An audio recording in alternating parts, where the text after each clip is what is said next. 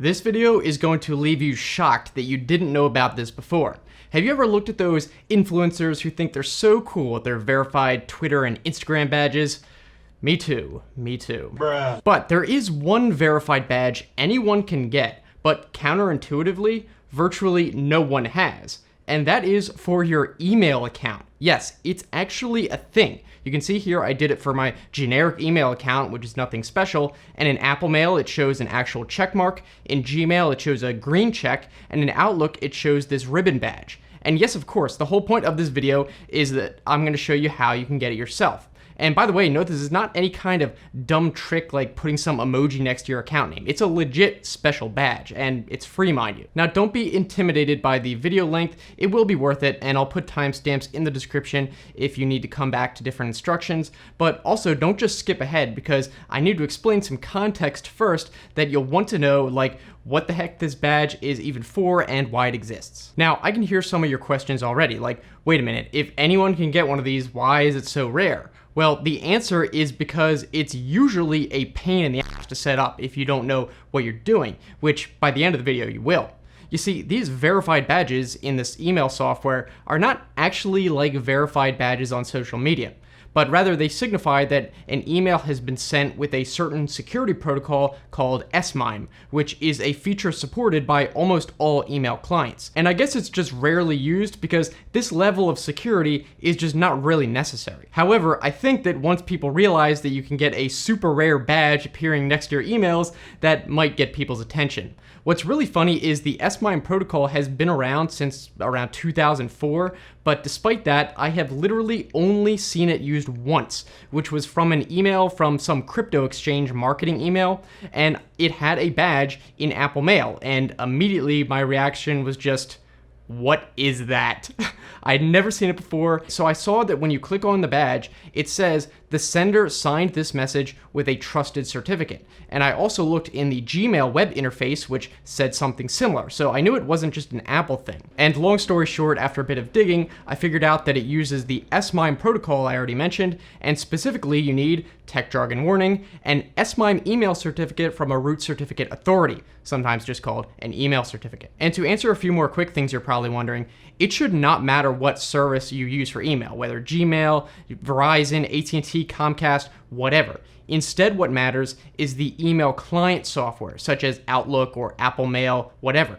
Most web interfaces for email services like Gmail do not actually let you add certificates to emails when sending, but if you use Outlook, for example, to send it through Gmail, it will still work. Another thing I'll point out is that the person on the other end does not need to do anything special for the badge to show up. This is supported by default by almost all email clients. Again, it will be presented different depending on the client, but considering that Apple Mail alone on iOS, iPad, and Mac makes up over 50% of the email client market share, most people will see some kind of badge like this one. Now, before I get into how to get one of these certificates and how to set it up, let me quickly and simply explain what it even is without getting too technical. And yes, it is important to know, so just bear with me. In the simplest terms possible that I can think of, an email certificate is like a two-part digital key made of a public and private key that is tied to your email address. You can use the certificate to sign your emails in such a way that the person receiving the email knows that only the person with that original certificate and the private key could have done so.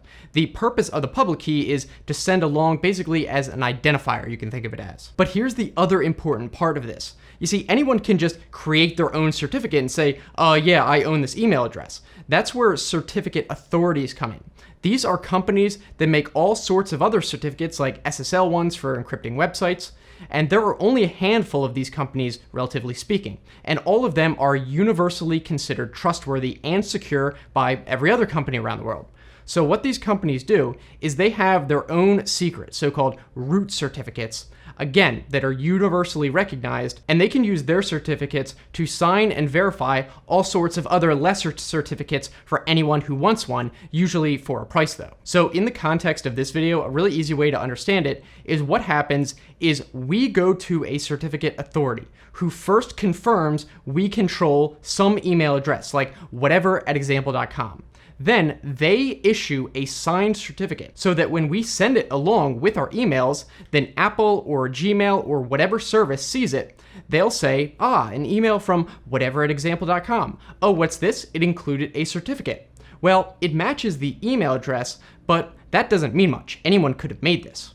Oh wait, I see the certificate was signed by XYZ Authority, who I do trust. Then the service will go and check, hey, XYZ Authority, did you actually sign this certificate? To which they'll respond, yeah, I did, it's legit. Before I gave them that certificate, I made sure that they own that email address. And then the email address will just be like, cool, and show that badge that it was a trusted certificate. And just as a contrary example, if you were to send along some random certificate you made yourself, it would look like this on the other hand, because even though it matches the email, the software has no idea where this came from, so it's basically useless. All right, so now that you know what's going on, let's go over how to do it. I will warn you, it is going to get somewhat technical at times. It's not hard per se once you know the steps, but you'll soon see why I wanted to explain all that certificate stuff before, because it will make it easier to follow along if you sort of know what's going on at each step. And think of it this way, maybe it's not a bad thing that it's not easy because it makes it more exclusive for you. Right, so the first thing we need to do is get an SMIME email certificate from a trusted authority. Years ago, there were plenty of them offering these certificates for free. So if you were to now search free SMIME email certificates, you'll mostly find older articles and even an old web page from Komodo who used to offer them. The page is still there, but the links on it are dead and they no longer offer these. And most of the articles and posts I've been reading from recently were all saying that there is no way to get free certificates anymore. But that is not true. I was able to find the last certificate authority that is offering free SMIME certificates, and that company is called Actilis. They're an Italian certificate authority, but it doesn't matter where they're based because they're recognized as a root authority globally. That's the whole point. And you can see even on Google's support page listing trusted certificates for SMIME, there they are. And real quick, by the way, the reason I emphasized that they're the last one is because if this video becomes popular enough and a ton of demand appears for these certificates, there's nothing guaranteeing that they won't start charging in the future, in which case you just have to instead go to the company of your choice and buy one. These certificates aren't really expensive anyway. Other authorities offer them for only about $20 per year, but still. So if you ever need some business services that this Actilis company offers, maybe give them a shot. This isn't a sponsored video or anything. I just think that we should support companies that do things we like offering free certificates when no one else will. Okay, now all that being said, I mean, geez, how long are we into this video and I'm only now starting the walkthrough? Well, just think of it as filtering out all the lazy people so it's more exclusive for you patient viewers. So now, the first thing to do is to get the certificate. So go to Actilis's page where you'll enter your email you'll want to verify, which I'll put in the description. You just type in your email, prove you're not a robot, and then click the send verification email button. After a couple minutes, you should receive it, but be sure to check your spam box too. It went in there for one of mine. Now, at first, you'll see in the email that it's all in Italian, but just scroll down because they included the same text in English too. Though all you need is that long verification code anyway, so just copy that and paste it into the box back on the first page. Then you should obviously read the different terms and conditions, and if you agree, check those boxes and then click submit request. Next, this is critically important. It will now take you to a page with a password, which you'll need to install the certificates on your devices. This password won't be shown to you ever again and can't be recovered, so make sure you save that in a safe place, maybe print it out. We will need it shortly. But don't just leave it lying around on your desktop either, because if someone somehow gets a hold of your certificate file, we'll look at in a second, they could use the password and that together to impersonate your email address. Next, you can go to your inbox and wait for the email with your new certificate attached. Now, this certificate will be valid for 1 year, and then you'll have to get a new one. 1 year might not seem that long, but it's actually pretty good. Even if you were to buy one somewhere, they usually max out at just 3 years, and a lot of other free ones used to be just for like 30 days. Also, you actually don't want it to be valid forever because if it somehow got stolen, someone could just impersonate you forever until you realize it, or they could save it and use it years down the line at the perfect or worst opportunity. Whereas if it expires, then even if the worst happens and someone is able to steal it, it's only useful to the bad guys for a limited time. However, if you do find out it's stolen, you can actually report it stolen and they can invalidate it so it can't be used anymore. To do that, you just use the link in the email along with that user code and private code listed there. So download the zip file and extract the PFX certificate file somewhere you'll remember and actually give it its own folder. It will make things easier later.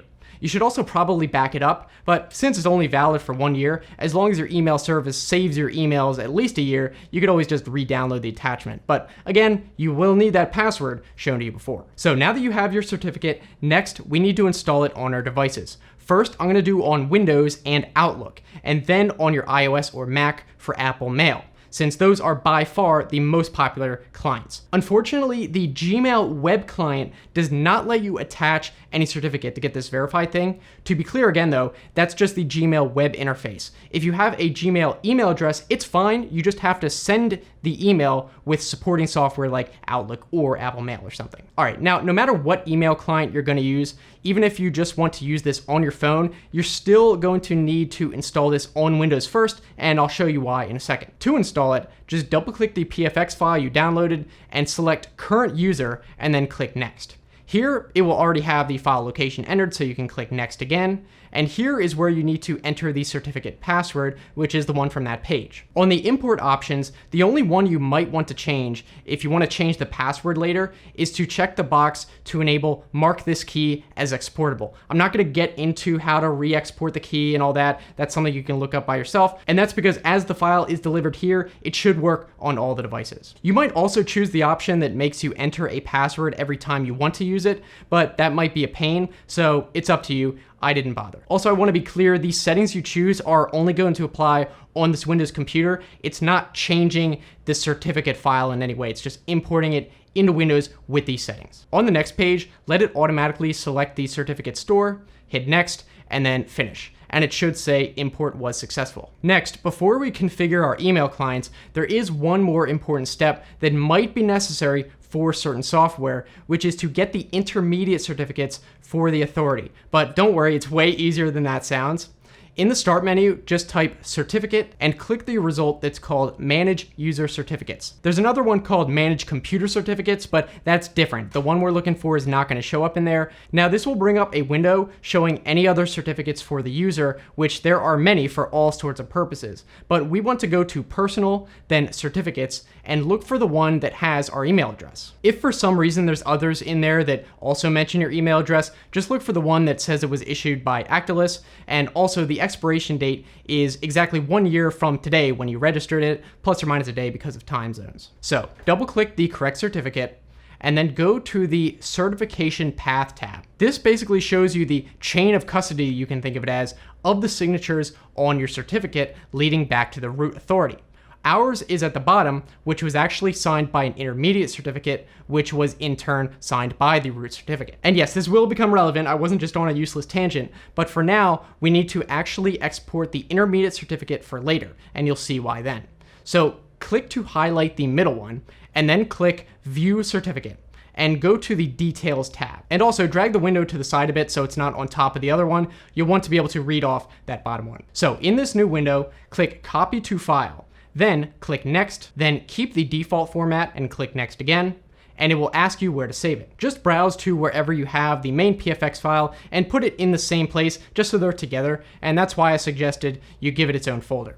And for the name, you can just read off the window below it and name the file the same as their certificate to make it easy. And then you just hit Next and then Finish, and it will say successful. Now this next bit probably isn't actually necessary, but I would just do it anyway, which is to do the same thing and export the root certificate also, which is the top one in the chain. Then just put it in the folder with the other two and name it as the root name. That way you'll have a copy of the whole chain just in case, but you'll realistically only need the middle one and your personal one. All right, now we're getting to the good part. At this point, we have all the certificates ready to go and organized, so we can actually get into configuring the different software to send those emails. So now let's see how to configure Outlook to send the signed emails. And I'm using Office 365 Outlook specifically, which is the latest version, but should be basically the same process for Outlook 2019 and 2016. If you use Outlook for web, you can just look up the specific instructions for that from Microsoft. I do believe that still supports it. All right, so in Outlook, I'm assuming you already connected Outlook to your email address so you can send emails from Outlook and stuff like that. After you do that, go to the top left and then click File, Options at the bottom, Trust Center, then Trust Center Settings button, and then Email Security. The first thing to do is go through a few checkbox options. Here, make sure you do check send clear text signed message when sending signed messages. This basically makes it also like a regular email, we just send the signature along with it. So if the recipient's client for some reason doesn't support S-MIME protocol, it's no big deal, they'll still be able to read it. Finally, if you want to enable signing emails automatically by default, at least for email addresses that have certificates, you can check add digital signatures to outgoing messages. But I would hold off on that for now until you've tested it out and made sure everything works first. Now what we need to do is click the settings button here. The window it pops up will probably be all blank the first time, but if it's not, such as if you're doing this for multiple emails or maybe there is some other existing security policy in there, if there is, be sure to first click New, which will create a new separate entry that we can use. And in that case, if there was an existing one and you click New, the previous entry will be still available through the dropdown. Otherwise, if you didn't click New and just started changing stuff, it would overwrite your existing entry, which you don't want. In any case though, once you have a new blank entry, type in a name to make it easy to identify, like your email address, then email certificate, or something like that. Then uncheck the top box talking about default security setting. We don't want these as the default, just for the corresponding email accounts. Now, next to where it says signing certificate, click choose. This will bring up a window to select the certificate. You might have to click more choices, but just look for the same certificate we've been using, which has your email address in it. Because we installed it to our Windows profile, it should be right in there. So click to select the right one and make sure the info at the top is for the correct one, and then click OK. Okay, now this next bit is important, pay attention. You'll see that it has now filled the rest of the boxes in, but where it says hash algorithm, we need to change that to SHA-56. If you keep it on SHA-1, which is an outdated algorithm, it will work for some software like Apple Mail, but for others, it might not. In Gmail, for example, if you use SHA-1, it's going to say this signature uses an unsupported algorithm. The digital signature is invalid, which is obviously not good. So make sure these are set to SHA-256 and AES-256-bit. Finally, make sure the bottom checkbox is enabled, the one talking about sending the certificates. I think it is on by default, just double check. Now we can just click OK on all the windows to go back down, and we are finally ready to test it out. So go to your inbox, click new email, and make sure it's from the right one we just set up. Then add whatever text you want to the subject and the body. This is just going to be a test email to yourself or another email account you have. But before we click send, we have to choose to sign it. This can be found at the top in the options tab. Then look for the sign icon. It looks like this ribbon, and then when you click it, it will darken to show it's enabled, and you're ready to send. Before the moment of truth, a couple notes here.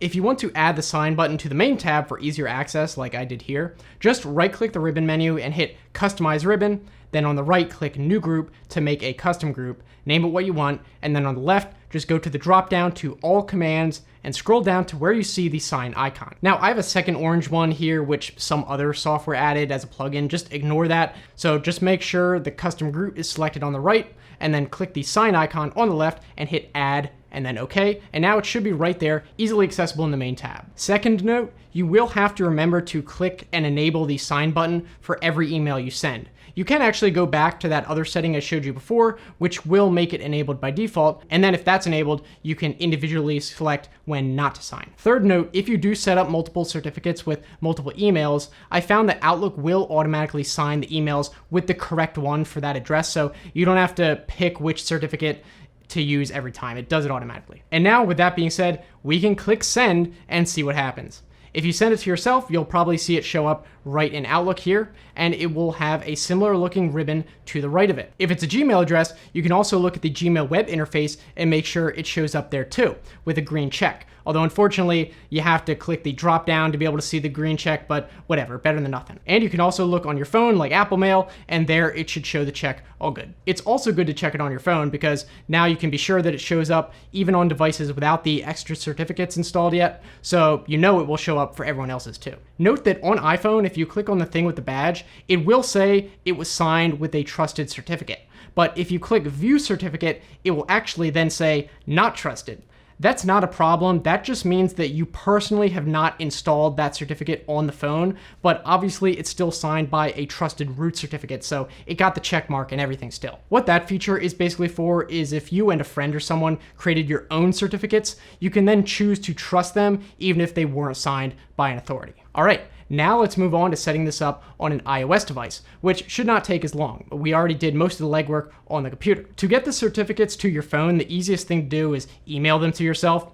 So take all 3 of them from the folder and attach them to an email to yourself, and then just open that email on your phone. First, we can install the personal certificate by simply clicking the attachment and then choose to install it on the iPhone. Then you need to go into the Settings app, and near the top you'll see a new thing that says Profile Downloaded, so click into that. It should say something like Identity Certificate and will probably say Not Signed in red, which is fine, we'll fix that. So just click Install and then type in your passcode. Click Install again at the top, then install yet again at the bottom, and now it will ask you for that certificate password from before, so type that in. Then you click Next, and it will say Profile Installed, so click Done. We're not done yet, but you can find the installed certificates, they're called profiles on iOS, if you go to Settings, General, Profiles. In here, notice that if you click into the profile we just installed, it says Not Verified. That's because for some dumb reason, the iPhone doesn't fetch the intermediate certificate, whereas Windows did, so we didn't have to worry about it before. If you were to try and send an email now without installing the intermediate certificate, it would actually show up to the other person like this, all in red with a thing that says untrusted signature. Not a good look. That's worse than nothing at all. The solution is really easy though. Just go back to the email with the attachments, click the attachment for the intermediate certificate, which is probably called Actilus Client Authentication, CAG3, or whatever you called it, and do the same thing as before. Click it, install it to the iPhone, go to Settings, install it from the Profile Downloaded thing at the top, and this one should not require any kind of password because it's a public certificate. You'll also notice that this one will probably say Verified in green, unlike the other one that was in red, and that's because this one was actually signed by the root certificate directly, which is pre-installed on basically every device, because it's a root, that's the point. And also, now that this one is installed, if you go into your personal certificate profile again, this time it should indeed say Verified in green, because now the phone has the whole chain, so it can verify it originally came from the root certificate. One quick important question you might have is, wait a minute, if I had to install the intermediate certificate to make this show up as trusted, won't anyone I send an email to have to do that too on their phone? And the answer is no. As long as you, the sender, have the whole chain installed, the phone sends the whole chain along with it in the email. So it doesn't matter if it's installed on the receiving device. So yes, it is stupid that the phone couldn't just get the intermediate certificate automatically when you installed it when Windows can, but whatever. I'll also point out that I believe all of these free certificates issued by Actilus have the same intermediate certificate, so you should only have to install that one once on your phone, even if you add more personal certificates for more email addresses. Of course, you'll want to double check that though. Also, like I've said a couple times, you really should not have to install the third root certificate, but it's still good to check anyway. All right, so now that these certificates are installed, there's one more step, which is to enable the signing on outgoing emails. To do that, go back to Settings, Mail, Accounts, click whatever relevant one you're setting up, click Account again, then Advanced. Here near the bottom, you'll see some options under SMIME. Click on Sign, and then make sure you select the correct certificate for that email address if there are multiple certificate options there. Then toggle the thing to enable signing, and now it should say yes in the previous one next to sign. And also make sure that next to encrypt by default, that says no. We do not want that for our purposes and might not work at all depending on the recipient's device. Finally, I would just go into your other email accounts on here and make sure it didn't for some reason enable signing for any of the other ones besides the ones we just did. It shouldn't have, but maybe just check a couple ones to make sure they say no. And now we are again ready for the moment of truth. So go back to the Mail app, go into the relevant email account, compose an email, and just send it to yourself. And it should come back through and have a check mark next to it. And here's another thing. Every time you do set up a certificate on a new device, make sure you send a test email and look at the test email on all your other devices. That way you can make sure that nothing went wrong either on the sending side or any receiving sides. The example I gave before was in Outlook. I had that wrong hash algorithm set, and while it showed up fine to Apple Mail, it didn't care about the outdated algorithm. In Gmail, it did give that error, so be sure to check everywhere to be sure. Because we just set it up on iPhone, I will point out that on Mac, the process is basically the same. You just open the email with the certificates, and then choose to install it to sign in, not iCloud like it has by default. For some reason, for me, it won't work with iCloud. However, for me, my Mac actually did sync the certificates from my phone to my Mac automatically, so you might not even need to install them.